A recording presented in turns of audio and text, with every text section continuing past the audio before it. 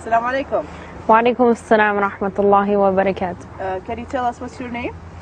My name is, well, people call me Noora, but my full name is Julianne Skazni.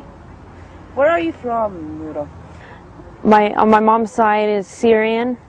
My grandma was born in Halab, and my dad, he's American, and his parents are Polish and Slovak. Yeah. But I was born here in the U.S., in Detroit, Michigan. So you are the second generation of your family here in the United States? Yeah. From your mom's side, right? Yeah. Were you Christian, or like, I know that your father would be Christian because he's American. What about your mom? Is she Christian too? Yeah, both of them are Catholic.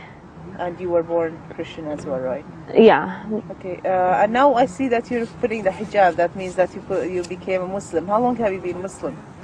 I've been Muslima for 10 years, mashallah. Right. So how was your life before Islam? Like okay, when did you become Muslim? Like 10 years? How old were you at that time?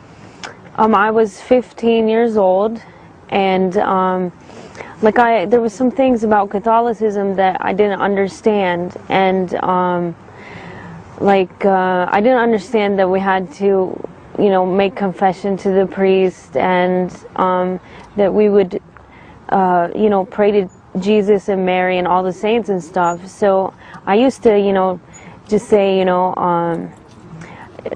I think of God as like the Father or something. So I always prayed to Him, and but I always thought of Him as like one God. So I never understood actually the concept of the Trinity very well. Right. So what made you to think that Islam is right? Like, how did you get to the idea that to know Islam and think about Islam? Well, I was in my world history class in high school, and we were talking about the major religions, and we came to Islam, and I was very interested from my background on my mom's side, and so we were studying it, and there was a guy from Egypt, and he, the teacher was saying some misconceptions, and some wrong things, so he was correcting the teacher, and I thought, wow, he's correcting the teacher. Usually the teacher is correcting the student, and he wasn't scared, even though people were like, well, looking at him funny or something. But so I thought, I want this confidence in the religion. So I asked him, what's the difference between Catholicism or Christianity and Islam? And he said, not very much. So I wasn't very satisfied with that answer. So I asked his mom for a copy of the Qur'an, which is the Muslim holy book. It's the final revelation sent by God.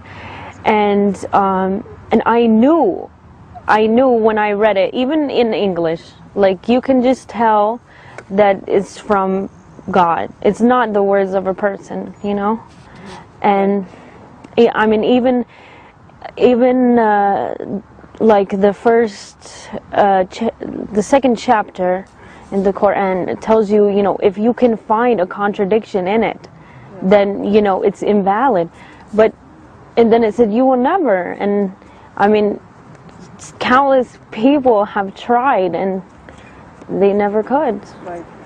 So at that time you start to be convinced about Islam, right? Okay. Yeah, I mean, like a situation or a position where actually, or a time where you actually decided, okay, this is the right book and this is the right religion. I want to take it and that's it, and I want to become a Muslim. Like, how was that transition became from Christianity to Islam right away? It wasn't really like a transition. It was just like, I couldn't put the Quran down. I just kept reading it, and it had all the answers, and it was powerful, and like I wrote poetry, and I loved poetry, and like this was this was amazing to me. And so when you read it and everything, like, I didn't understand everything about it, you know, but I knew that I cannot, you know, I can't deny that this is the way, you know. Right. Okay, and now you become a Muslim. Have anybody told you how to pray, how to do things? Like, how did you learn all the things that you need to do in Islam? For example, how to connect to God and how to talk to God and how to be a good Muslim? Well, basically, I did some research on the internet, and my friends, I had some Muslim friends, and the parents, they tried to, you know, help me to learn about Islam a little bit, but my mom, she kept intervening and threatening them, telling them, "You're confusing my daughter, stop talking to her, stop giving her information," you know. I mean, it was a pretty big struggle. But so basically, I got a book that taught about the salah, the prayer, and I learned it by myself. Like, I didn't even have an audio, you know. I just tried to learn the pronunciation, everything by myself, and you know, I was basically by myself. Right. How was your parents' reaction about that? Were they pleased about what you did, like you become Muslim? The first reaction was like, "Oh, it's a phase," you know. Like, I remember when we were driving to Detroit one time, we passed this big masjid in,